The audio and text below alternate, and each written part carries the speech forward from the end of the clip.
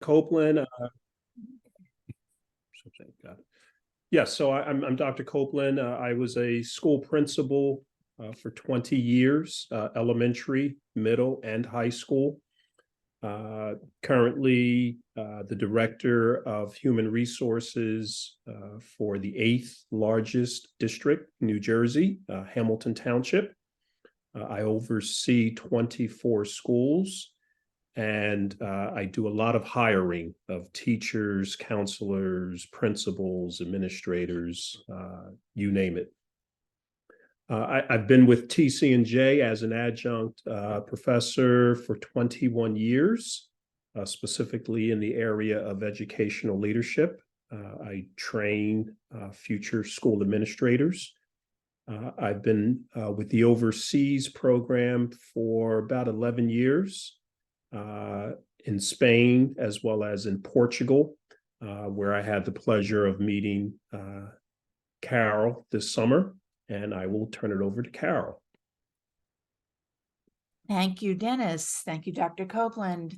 So good morning, everybody. I'm Carol Dahir. I do not have a history with New Jersey or with TC&J. I taught my first course this past summer in the overseas program, and that was in Portugal. And that's, again, how we met, and we decided to create a collaborative project between the school counseling students and the ed leadership students. However, I do have a little experience. I worked as a school counselor and a supervisor of school counselors for 20 plus years. And then I was the chair of the school counseling department at the New York Institute of Technology across the river, also for 20 years. So it was exciting for me to have the opportunity to spend part of last summer in Portugal, working with students from all over the world, since the majority of my students, if they weren't international, were residents of New York, New Jersey, and sometimes Connecticut. So for us, it's been an exciting opportunity to collaborate, work together, and hopefully share some of what we were able to do with you this morning. So let's go to the slide. So this is a quote by one of the leading researchers throughout school research. Peter Senge talks about a shared vision. It's not an idea. It's rather a force in people's hearts. At its simplest level, a shared vision is the answer to the question, what do we want to create? So one common factor of effective schools internationally, anywhere around the world, is their ability to create a shared vision of who they want to be and what they want to create. This is accomplished through collaboration. And this collaboration is what we did this summer with counselors and current and aspiring administrators.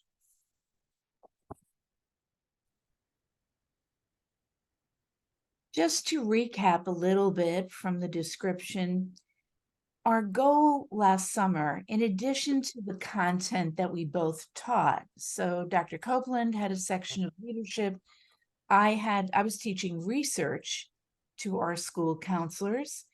Our goal was to bring our two groups together for a better understanding of each other's roles and responsibilities. And we did that in the context of the American School Counselor Association National Model. So Alice, you're probably familiar with that, and Richard, you will become familiar with that, which is our gold standard in school counseling. And the last iteration was 2019. Also, our updated student standards, which are called Mindsets and Behaviors, again, very recent in 2021. We collaborated through a qualitative research process by the school counselors conducting focus groups.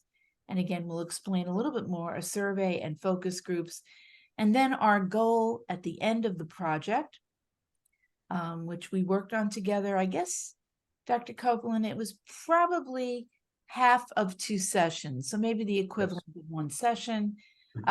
We were examining the different platforms, the different ideas for counseling principals to collaborate, again, for the benefit of students, because leadership and counseling can work hand in glove.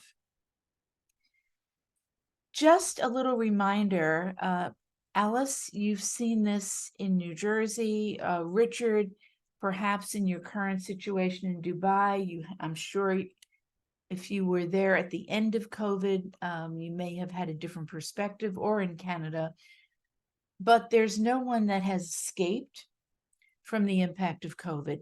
Everyone, children, youth, young adults, and us as adults, we all experienced some sort of an adverse experience or a trauma, with family, with friends, with life being as unsettled as it is. So especially in our schools, many of our youth in the states, especially I'm going to say in the 2 states we're referring to today, New York and New Jersey, many of our kids had interrupted education. 18 months up to 2 years, school starting, school stopping. Some of our kids may have gone from kindergarten directly into 3rd grade, just because of the interruptions. Some of our high school students may have started as 9th graders, found themselves in senior year, and some of our students in 11th and 12th grade never completed high school with their peers. They had Zoom school and then found themselves in a university setting. So, which is why residually counselors are still focusing, as well as administrators, on the supports that students need. All of our counseling plans today, based on the Ask a National model, include universal interventions. And by that, we mean all students. Tier 1, if in the teaching world, every student to have some experiences to adjust, acquire more resiliency, and begin to move forward and heal from the stress and the trauma that many of them experienced. Again, we look at comprehensive school counseling, meaning a developmental approach pre-K-12, as a key component to students' long-term recovery, and folks, for us also as adults. And then for all of us in the education field, counselors as well as administrators, we have to be up to date and on top of everything going on and keep up to date with our knowledge and skills. So Alice, even though you graduated, great to have you with us here today. Okay. So the aim of our project, one word, expectations. Expectations. What are the expectations that administrators have for counselors? And what are the expectations that counselors have for administrators? So that was the heart and aim of our project. So let's spend a minute or two talking about the interviews that the counseling students conducted with the ed leadership students. My goal was a little different than Dennis's initially. I wanted to have a hands-on project for my students to understand what qualitative research is. Because the reality is we all understand surveys, and in our schools, we tend to use a lot of surveys and use surveys to get at the heart and soul of what people are thinking in the moment. But we also wanted to get more of an in-depth approach. So we had a brief survey, and from that brief survey, and the students and I built that together, we found 4 primary themes that would evolve into the interviews. Role ambiguity. Do administrators, do principals, do future leaders understand what a counselor does? How do counselors and counseling programs contribute to the overall school environment? Again, as Dr. Copeland emphasized, expectations. What do counselors expect from principals? Excuse me. And what do principals expect from counselors? And then how do we best work together? There were 9 school counselor interviews. And then as they conducted their conversations, they took copious notes, and then we collapsed their responses, and the themes became a little bit broader. So we focused in on the role of the school counselor, the contributions of the counselor to the environment, again, expectations that we have of each other, which then would create a better understanding and making sure we're all on the same page in terms of student interventions. Again, working together in collaboration. And then what are the challenges? What are the challenges counselors face? And what are the challenges that leaders face? So briefly, in our findings, the researchers found that the core role, again, not the textbook role, but the core role from our research was to develop and help implement the SEL program. And I'm sure that is something, Alice, that permeates every aspect of your school, because in New Jersey, it's a state law. In New York, it's a state law. And Richard, in Dubai, I'm not sure how social emotional development fits into the school context. That could be something you could share with us later if you have a sense of what it's all about in terms of how it's utilized. We do know in some of our schools abroad that there are parental concerns about not so much social development, but emotional development. So that's something to consider depending upon the situation that you might be working in. We also want to make sure that our students are supported through building relationships, and building relationships we know are key to success, and intervention. And then from the counseling perspective, one of our mandates through our national model and through legislative agendas is to provide academic development, again, social emotional development, mental health support, and I'll add to this college and career readiness. Okay. So from our contributions and from our conversations, the counselors were expected to contribute to school communities, how they connect with students, staff, and families, as well as how they're engaged in school policy. And policies can be confusing at times because we want to make sure our policies support every student's ability to succeed. School-wide culture, meaning a positive school environment, is also so important. Again, SEL, social emotional development across the community, including helping our students become better people, respect for self and others, gaining empathy, understanding different perspectives, because actually in the way we teach social emotional development, these are life skills. And then well-being. How do we build coping and resiliency skills? How do we negotiate problem solving, issues of conflict? All of these are areas that school counselors are expected to contribute to. Dennis, I'll turn it back to you. Great. So the findings from administrators. So this is what administrators discovered regarding their expectations of counselors, that they wanted counselors to do four things: train teachers in SEL,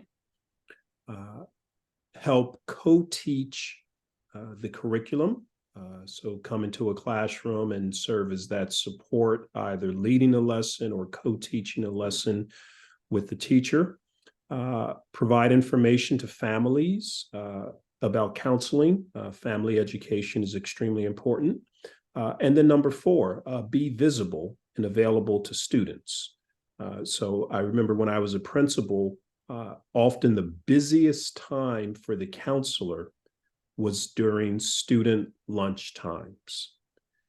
And that is when we would have the counselors have no parent meetings or no teacher meetings during that time, because they would use that time to meet with students.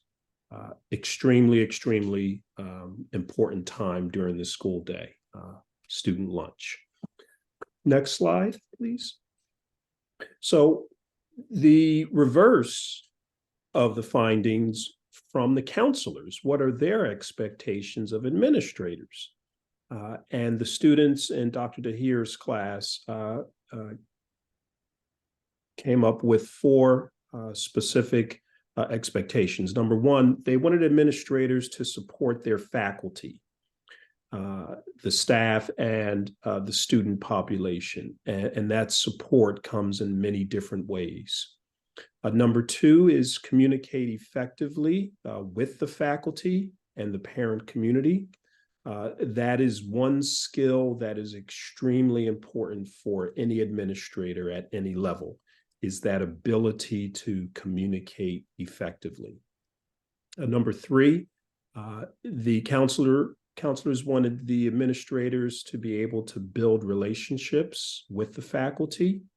Those relationships needed to be collaborative, be respectful, and also contain trust and transparency.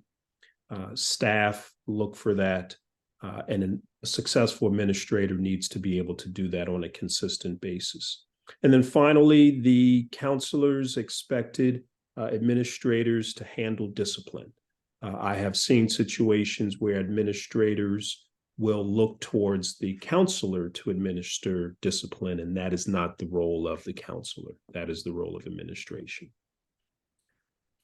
All right, so the next slide. So Dennis, yes, I just add one thing on the sure issue. Again, because we have two counselors in the room, that conflict of a dual relationship of being a disciplinarian and being a counselor does create a lot of stress. But for counselors, there is a place of working with students after discipline to help them readjust, learn from their behavior, and then move forward. So sorry, I just wanted to bring that up. Sure.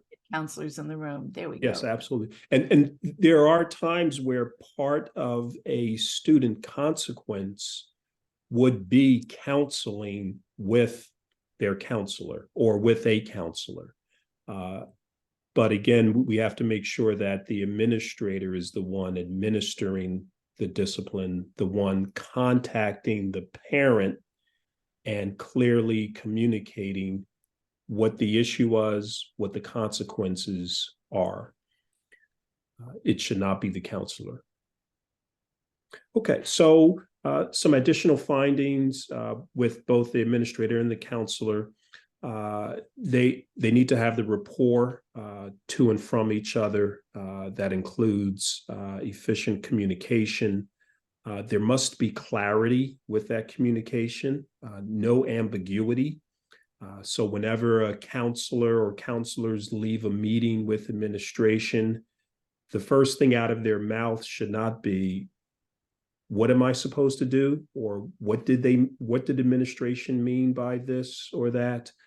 So again, must be clarity, must have no ambiguity.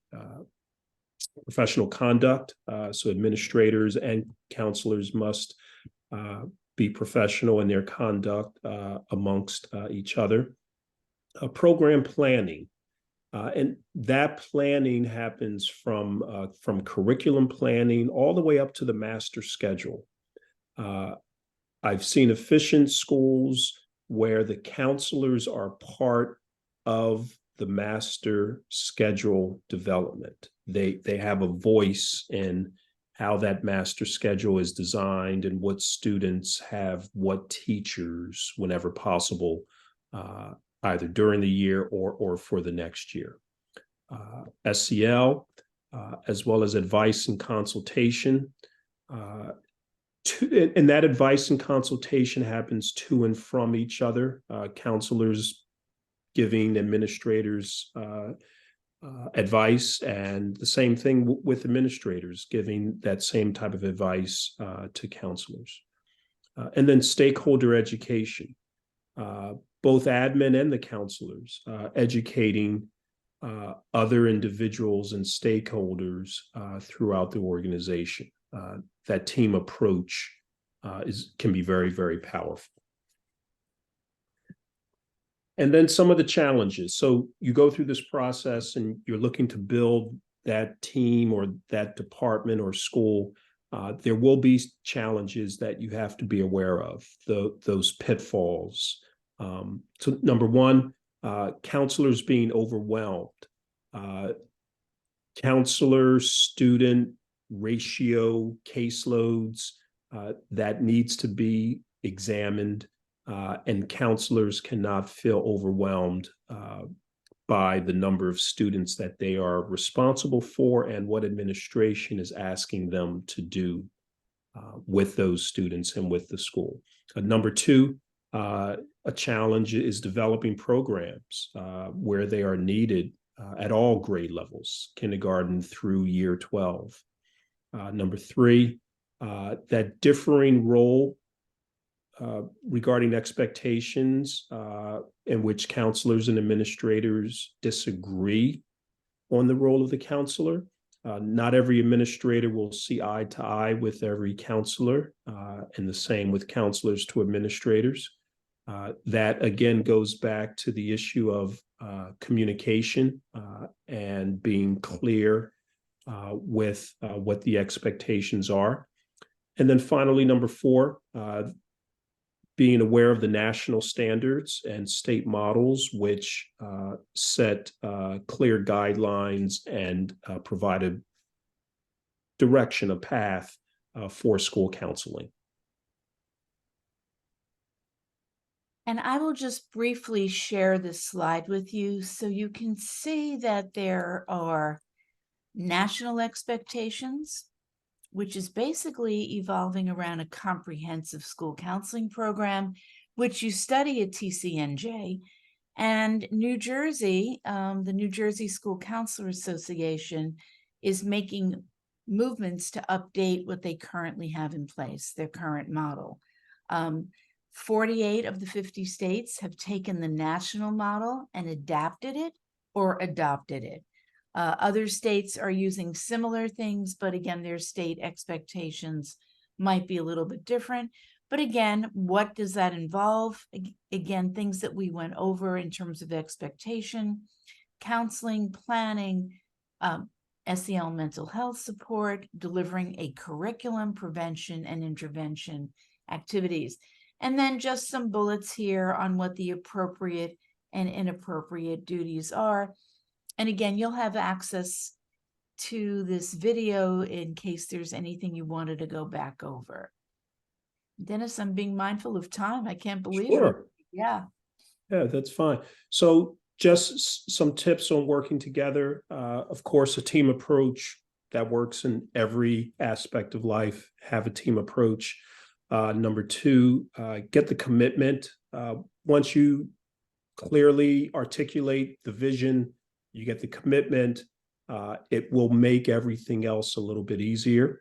And then collaborate with faculty. Again, that collaboration, that team approach, build those links between the counseling program and what happens in the classroom with the curriculum.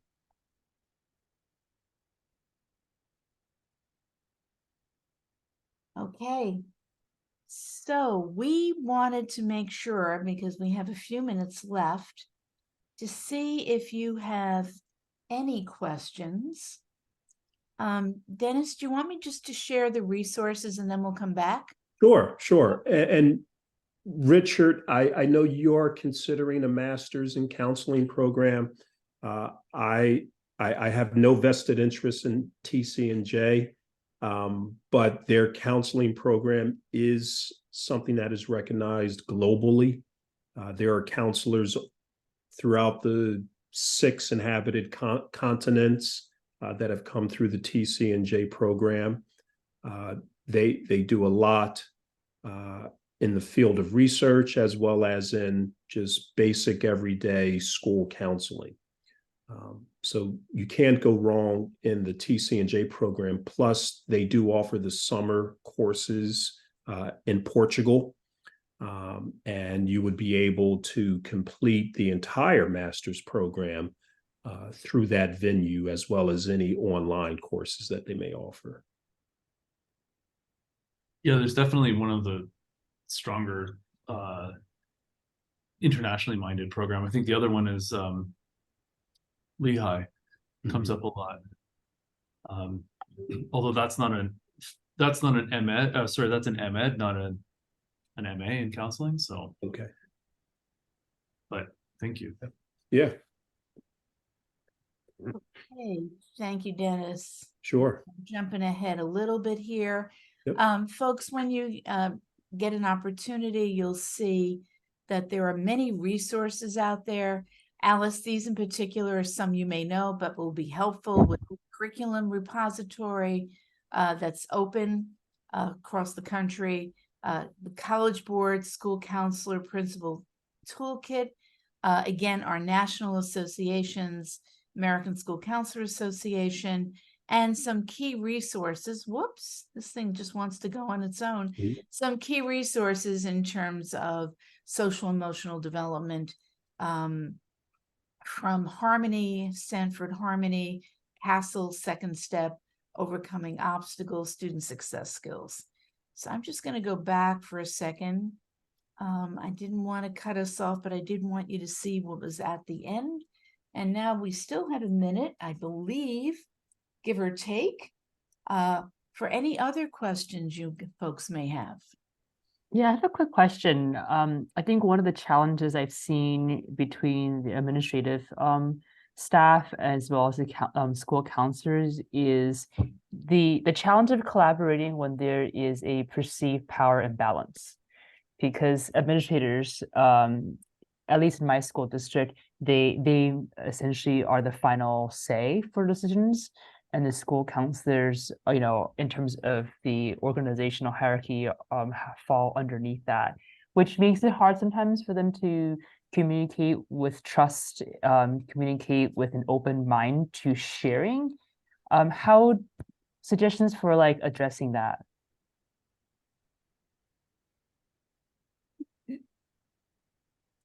So it starts with that communication with your administrator. Some administrators are intimidated by their staff members. That is just something that they have to live with and eventually come to terms with. What you can do is, as a counselor, you can ask your administration, if you don't already have regularly scheduled meetings, to have those weekly meetings to just talk about counseling issues. I would often have, we would have a standing lunch. So my vice principals and myself, we would eat lunch with our counselors every day.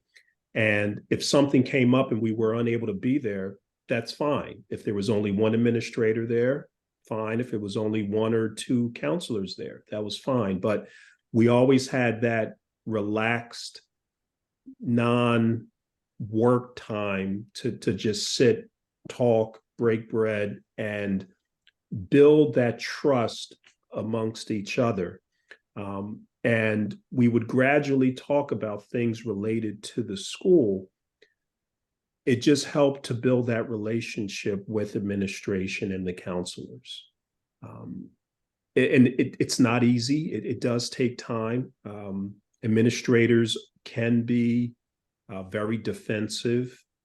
They often feel that they are alone and that it's the union versus them. So they may be reluctant to open up and share, but it's just something that has to take time. Just one encounter at a time. And Dr. Copeland, I'm just going to add one point, Alice and Richard, that might also be thinking in the back of your mind. Administrators have amazing responsibilities. And of course, their goal is to keep their schools running well, smoothly, positive school environment, and academic success.